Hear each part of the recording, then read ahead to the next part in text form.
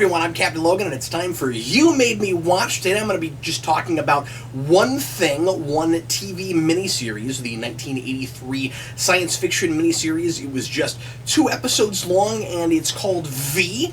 This is a thing that I was familiar with, but never got around to watching, and in fact, had no idea that it had more material, and I didn't even realize it was as early as it was.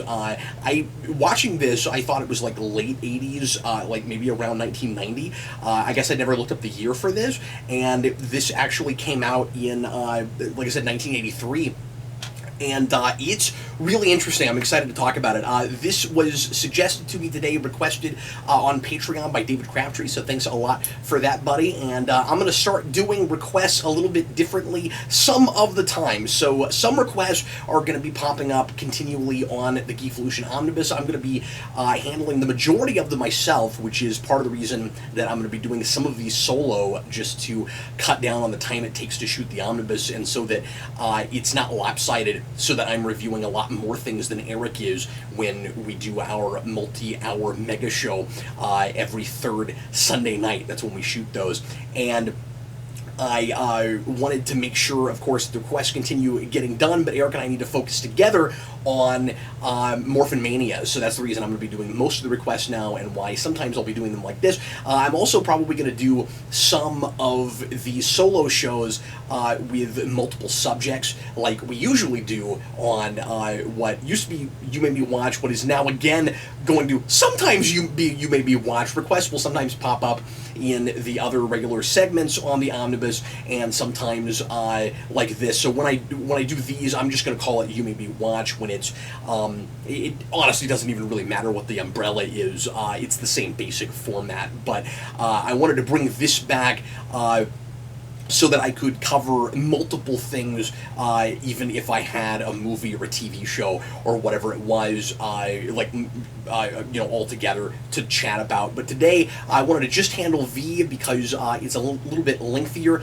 than my average requests, and I didn't manage to get some of the other things done quite yet that I wanted to for this. So I'm just going to talk about V today.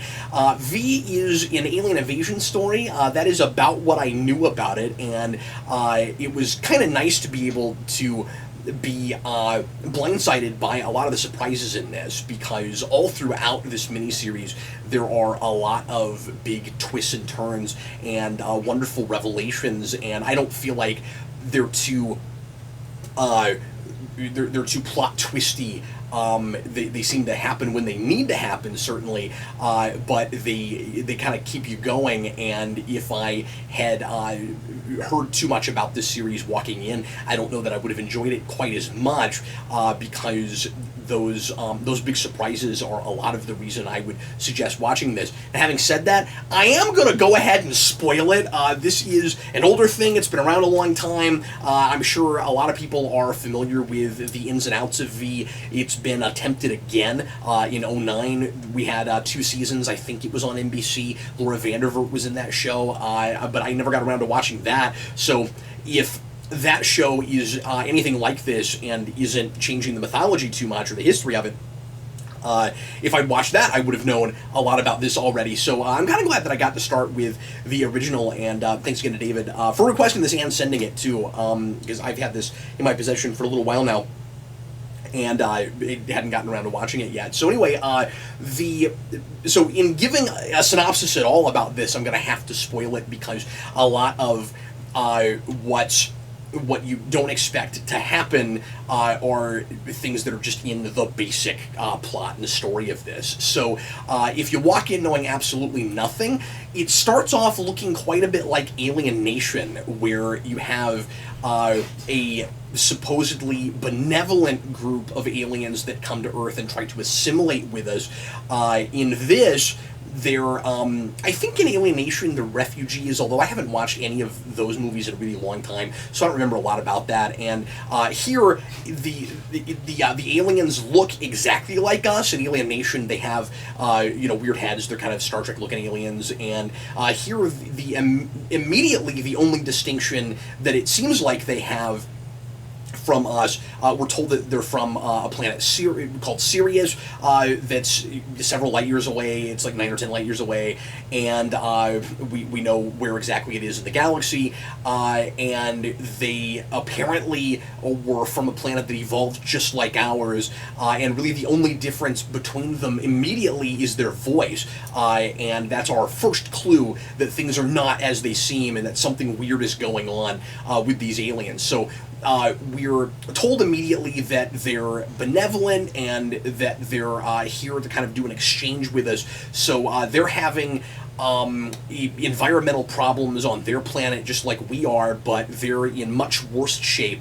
And there is social commentary in this about all kinds of stuff, and I'll get into more of it later, but there certainly is an environmental thing here. It's not the main focus, but that's part of it, and the idea is we can help them out with our resources, and in exchange they can help us with our technology, and they'll give us information about their advanced technology and actually let us get to where they are, which honestly should probably be the first tell that these people might be a bit too generous. Like usually if, and this is my Star Trek history coming out, but usually I say this as if we've ever met aliens before, but in a lot of science fiction things, if the aliens are actually altruistic, they have, of course, a sense of responsibility, and they're going to have something akin to the Prime Directive, where they have kind of a trust but verify thing. They're not going to just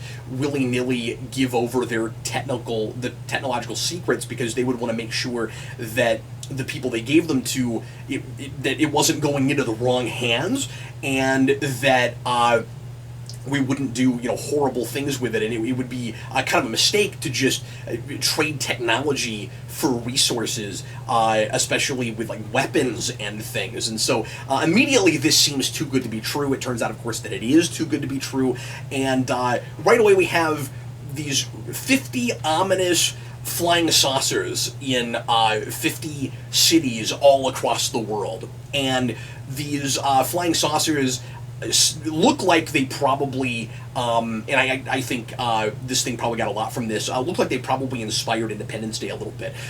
They're these big, they're not as big as the ones in that, but they're these big, like, kind of terrifying monoliths in the sky, and immediately it feels like an invasion. It feels like an occupation, and they tell us that it isn't that, but very conveniently they start working their way, wending their way into every part of regular human existence, and very conveniently, all of a sudden, there is some kind of conspiracy by scientists, and the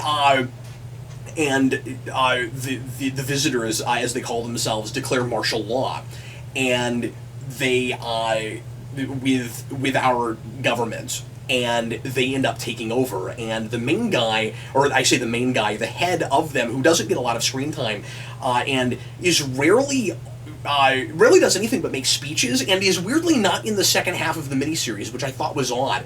I don't think he gets killed off or anything, but they have, his name is John, he's the Supreme Commander, and I'm fuzzy on whether or not he is the ominous force that that the visitors keep talking about later as the horrible fascist dictator leader that has his real, actual, horrible plans that I'll talk about here in a little bit, or if there's a leader even above him that's not with them. I think that's what it's supposed to be. I think there is another guy that we don't actually see. But anyway, John is played by, I think it's Richard Hurd, who, one of the only actors in this that I recognized, who plays, and Robert Englund is supposed to be in this too, but I never picked him out. I never noticed who he was supposed to be in this. But I should have looked that up. But anyway, but few actors that I recognized in this. But Hurd is is Admiral Paris, Tom Paris's father in Star Trek Voyager. So it's kind of cool to see him in this. And he, between 83 and like 99 or 2000, he didn't age very much. But anyway, so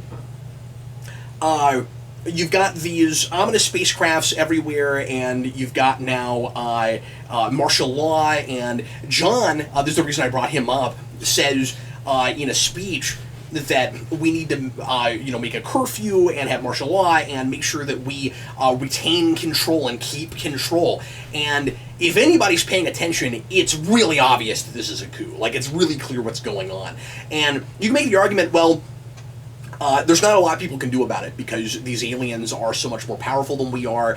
They brought a bazillion of them, so they have all these spacecraft, but they also brought a lot of citizens, and they all insert themselves in various places. And that's why I mentioned Alien Nation, because at first it looks like it's gonna be all about immigration, like that was, and there is certainly some social commentary about immigration, with people feeling like the aliens have come in, the literal aliens have come in and taken other people's jobs. And there's one guy toward the beginning, I think a construction worker or something, who complains that first we had to deal with people coming in from Mexico, and then there's other people we have to deal with, and now there's these aliens, and we're losing our jobs. But this time, this guy is actually totally vindicated in feeling that way, because the aliens really are trying to take over and not just take our jobs, but treat us, and not just even treat us like second-class citizens, but ultimately the end game is to get rid of us entirely and take the planet and take all of our water. But we don't find out about that until the very end. Really, the last 15 minutes of the miniseries is when we finally find out what the aliens' main end game is. So this series is all about fascism. It's an anti-fascism piece, and it's basically a World War II epic that takes place in the present day and replacing aliens for Nazis. And it's maybe a little heavy-handed, but I actually kind of enjoyed some of the ways in which it was. It's really creative about it. I will say there's some real ham-fisted stuff in this. It is very early 80s television, and I think that holds it back a little bit. There's some really goofy stuff, sometimes in dialogue, and of course I want to have historical perspective, but even for this period, I think there's some stuff that is goofier and hokier, and like I said, ham-fisted than it needed to be. One of the big things is score, especially at the end. Some of that string work and stuff, it's laying things on like really thick, and took me out a little bit. But it does things like the villains and the aliens themselves as a group are not the villains. One of the things that this piece does really well is discuss and present people as complicated. And the aliens, just like the humans, there are some good ones and there are some bad ones, and there's everything in between. And so we have mustache-twirling villains, and they're supposed to be Nazis, and they're enjoying oppressing people and treating them as lesser a lot, which you would expect with stand-ins for Nazis, but they go a little bit too far with it. Where, I mean, like, the main bad guy chick, Diana, who we don't know a whole lot about, and why she is so much of kind of the maybe the Goebbels or something, because she's very kind of Hitler right-hand man in this. She is real kind of one-dimensional and mustache-twirly, and I don't really know how she got that way. But I guess you often can kind of give Nazi-type characters a pass for that, because it's like they've lost their humanity at this point because they've been given the green light to do so, and to treat other people as lesser, and to act like they are better than a lower class. And so the issue I have with her isn't so much that she's two-dimensional, because maybe she gets more interesting down the road. And like I said, this is not done. There's another miniseries after this called The Final Battle, which I didn't even know about, and I'm very interested to watch it. I don't know if it's any good, but I really want to see it. And then apparently after that, there's another, it's funny, there's a thing called The Final Battle, and there's another TV show that's an actual regular series that happens after that. And I read criticisms, critiques of that, saying that it's apparently absolutely awful and doesn't live up to the original miniseries at all. I don't know how true that is, because I've not seen it, but anyway, I did not know how much of this material there was. And then the '09 series is a complete reboot, of course. And apparently, the original creator of this is working on a movie that's supposed to come out next year or the year after. And I don't know how much legwork has been done on that, or if it's on hiatus, or what exactly is happening with it. But I kind of hope that happens. And he says that it's supposed to be a trilogy. I don't know if it'll perform, but it's supposed to be a trilogy, and it's supposed to finally be the story he wanted to tell in full, because it never really got totally told and finished the way he wanted it to. But anyway, the issue I have with Diana is that she explains the villain plot. There's a scene where it's her and this other guy and the one of the big main characters. I don't want to call him the protagonist, because this is a big ensemble cast. I would argue it maybe has a few too many characters for a miniseries. If this was an ongoing series that was going to keep coming out week to week, I totally get this cast size. And it was less of a problem than I thought it would be, but I still had a difficult time keeping track of all the characters. Some of them. But I forget his name, but one of the main guys is a photographer, or excuse me, I guess a videographer. He's a journalist, and he goes into war zones, and he's crazy, and he films until he gets blown up, and he just always gets lucky and manages to get out and doesn't get blown up. And I love the introductory scene at the beginning with him and his partner, where they're in a war zone, not with the aliens, because we haven't gotten the aliens yet, and he's introduced as almost getting blown up by a helicopter. And then the bad guys who, and I'm not sure what the conflict is supposed to be. I don't know, because it's later than Vietnam. I'm not sure what it is. But there's a helicopter that almost fires on him, and then they turn around and they see the first spaceship we see, and then they fly off, and that's the introduction. It's fantastic. It's a really cool introduction. But anyway, it grabbed me immediately. I was a little bit worried I'd be bored by this, and right away that piqued my interest and perked me up, and I was like, oh, this might be really cool. And overall, it was. But anyway, I'm going to finally make this point. So, Diana, and this other guy, the videographer guy is listening in on a conversation of theirs on one of the big spacecrafts, and he's been working closely with the aliens, and he's been able to work his way onto the ship, and he's filming. He's one of the people that's been picked to be part of the big journalistic crew of journalists to film their goings on, and basically he doesn't realize it, but create propaganda for them. And there's also social commentary about journalism and news media and spin and making things one-sided and government-run media and all of that. There's a lot going on in this. It's pretty dense for the 3.5-4 hours that I watched here. But anyway, she's talking about their big master plan, and doesn't go as far as to mention the end game and stealing the water and everything. It just sounds like a world domination plot. She's like, they never saw us coming. They have no idea what we're doing, and we're going to. And we've framed all the scientists for a conspiracy to overthrow us. I mean, they've not taken over yet, but to discredit us. And it's going to be really easy now to take over this planet. And I'm asking in that scene a couple of questions. I'm like, well, you guys are, it's a lot of exposition and dialogue. You guys are talking about things that you both are already aware of, so this is just for the audience's benefit. And B, why are you speaking English? Because these aliens don't originally speak English. There is a universal translator, it seems like, that they use at the beginning when they're broadcasting John's speech.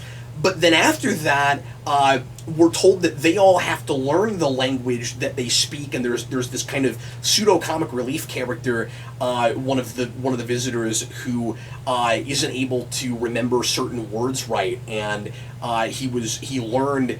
I think Hebrew or something. He learned another language, but it ended up being thrown in the wrong spot, and so now he has to use English. He doesn't know it very well. He speaks it way too well for having not apparently studied it, But he keeps, when we first meet him, he keeps saying, like, I'm just, and people are like, you're just what? And he's actually trying to say, I'm lost. And it's not that funny, but it's sort of played for comedy. But anyway, so that guy is, why did I even bring him up? I forget now. Oh yes, I brought him up because that's how we know that all of the aliens are supposed to be speaking in Earth language.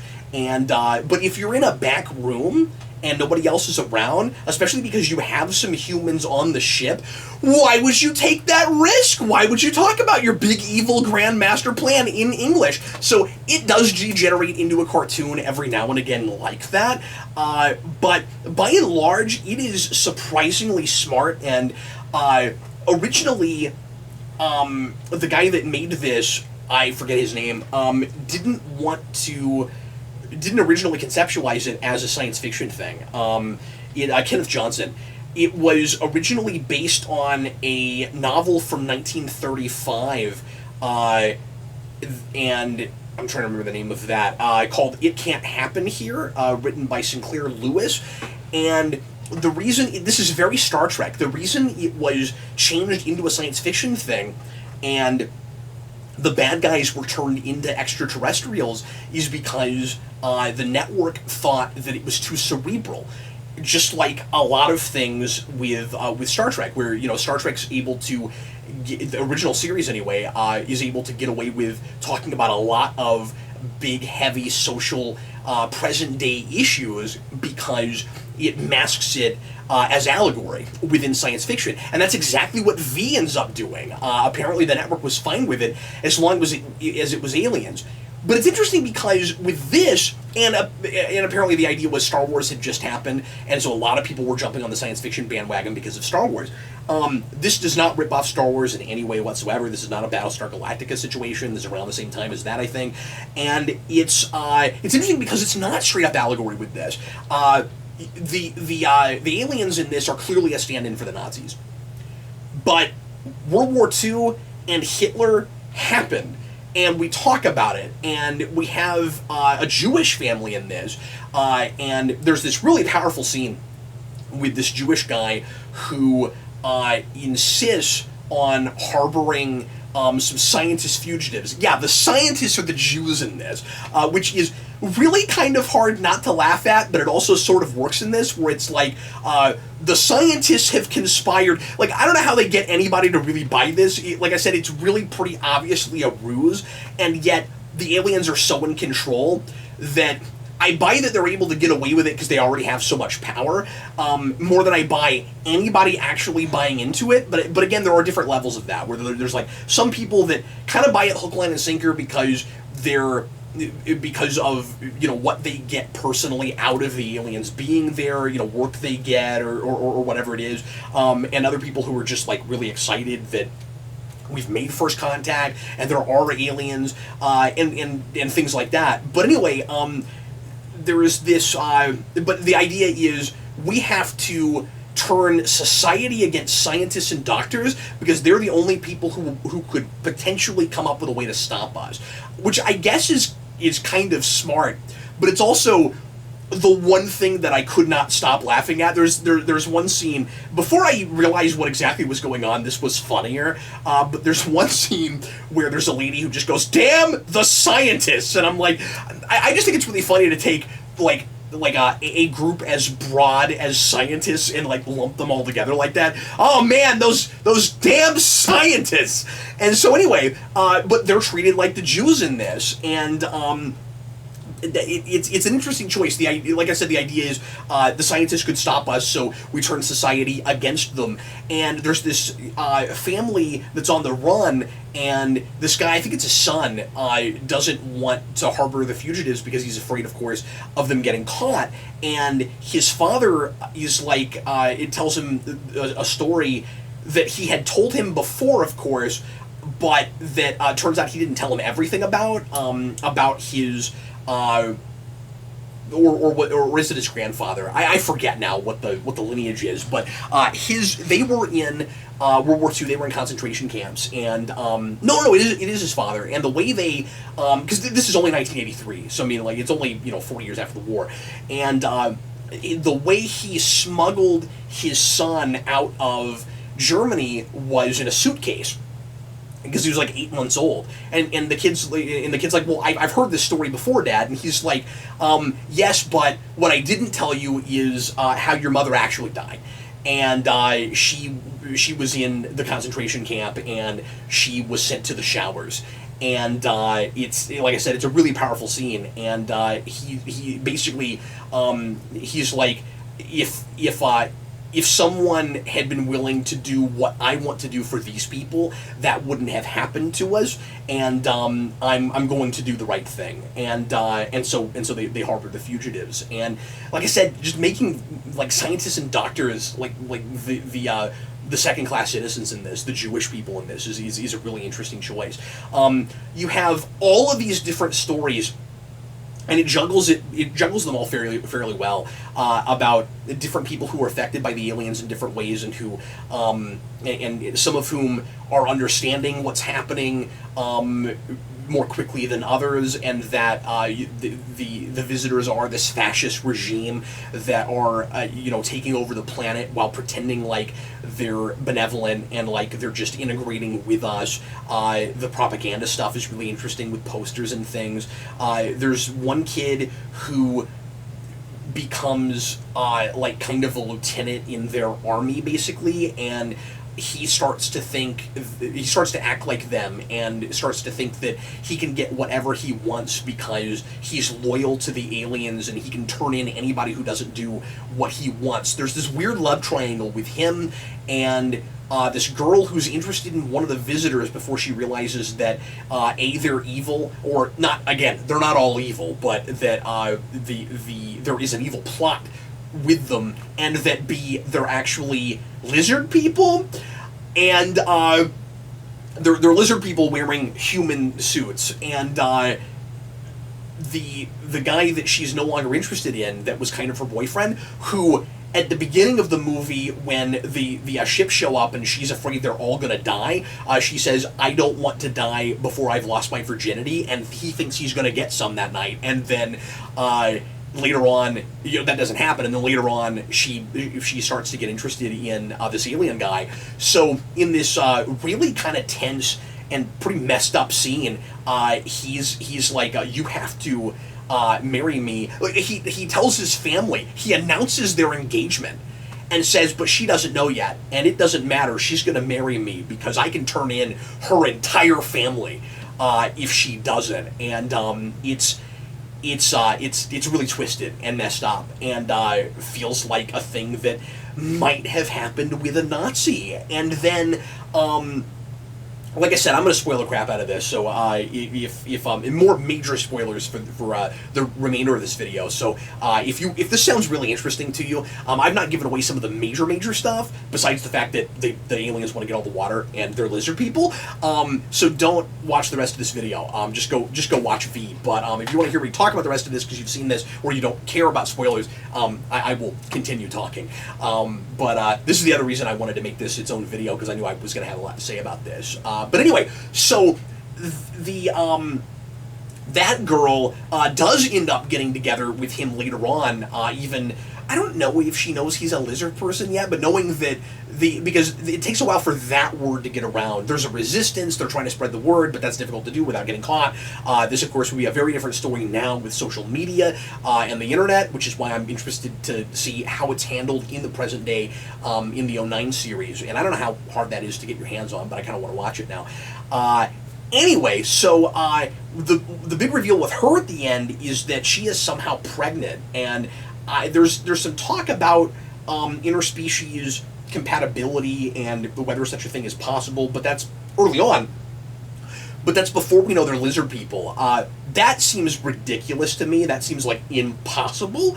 But if I can get my hands on it, I'll watch the next miniseries and see how exactly that's handled.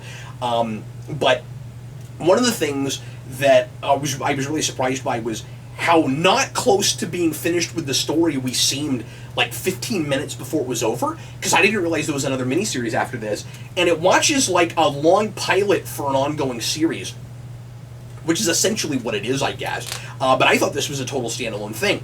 I do think it stands alone okay, in that the point of it as a piece is that the fight against oppression and totalitarianism never ends, and probably should never end. Like, even if there wasn't a horrible oppressive force that was trying to take us over, we should always be vigilant about like charismatic characters that that come in during really vulnerable times, and like I said, trust but verify. Like, watch what people are saying versus what their motivation might be, and we don't actually, like I said, really meet the alien dictator unless it is John. But like I said, I think there's I think there's an overlord even over him. I might be wrong about that, but I'm pretty sure. And we're told that the reason he managed, this is toward the end, we're told that the reason he managed to take over his people, get in power, is a very Hitler kind of situation. It is true, it turns out, that like there's a lot of lie by omission before they're straight up lies with the visitors, and they are, and I guess it was smart to call them visitors because they're like I said, they're from a planet called Sirius, and it would be hard to like turn that into the name of a species like the Siriusians. But anyway, so the visitors come from a planet that, like I said earlier, is very depleted of resources, and they've had a big war with another species, with another race, who at the end the underground resistance sends out a signal to, and is hoping that in a couple of years they'll get the message and will come help out. And I'm assuming Final Battle includes those aliens. So that's one of the reasons I'm excited to see that, because I want to know what that other group is, and there's a big mystery around what they are and why they're fighting the visitors and whether or not they would be on our side. So you know, it's an enemy of my enemy sort of thing, but at the end of the day, what are they after? Like, when they show up, might they also just try to take us over for some reason? And so, of course, a really charismatic character comes in, and people are really apathetic and complacent, and they let him take over because he makes grand promises, and then it turns out that he wants to rule everything and make all the decisions for everyone. And so, like I said, you do have a lot of visitors who don't agree with him, but are kind of forced to work for him and do what they're told and come here and help take over for the water and also for food. So one of the big resources they're missing also is food. And one of the big reveals at the end, which I thought was absolutely chilling and was very board cube-like, the way it was shot. By the way, the graphics in this, the special effects are a little hit and miss in places, but for the most part, for '83, looks spectacular. The big ships are amazing. The shuttlecrafts, not as much, but that's what that kind of thing looked like in '83. Really hard to separate the foreground from the background. So there's kind of outlines around them, like you have with the first cuts of Star Wars. But they look okay for television at this time. But the matte paintings are spectacular, and there's a lot of extending scenes that's really impressive looking. Like, I'd say that 4 years before TNG, it's TNG quality. So anyway, you find out that a lot of the people that have been, or excuse me, all the people that have been kidnapped by the visitors, because we find out that people have been are missing, and it's mostly scientists and doctors that have tried to speak out or go up against the aliens. And if you, just like the Jews in Nazi Germany, if you're the wrong kind of person, if you're not of the superior breed, or if you speak out against the government, you get picked up and you're never seen again. And we wonder the whole time where those people have gone, and the videographer guy discovers that they've been, and someone he cares about has also been picked up by them. I forget if it's his son or who it is. But he finds out that they've all been put in stasis to feed the visitors, and impressively, we don't tear down the system in 3.5 hours. And again, like, I know that this is kind of a setup for more things to come, but I figured we would get farther by the end of this. It still feels like an insurmountable feat. Now, maybe it ends up being too easy when they do take the world back. If that happens in the final battle, because if there's more series after that, then I assume that the visitors are still there. But anyway, I don't know what happens after this, but there's a big spectacular fight with the visitors at the end, and it's mostly just to save the resistance camp. We don't make a whole lot of headway yet. Like, they still are very much in charge. But it's very Star Wars in this way, I guess. There's a rebellion, and we have a chance. It's not a great chance, but it's a chance. And it does feel like, now that I'm thinking about it, kind of A New Hope into Empire Strikes Back. So yeah, I really, really liked this.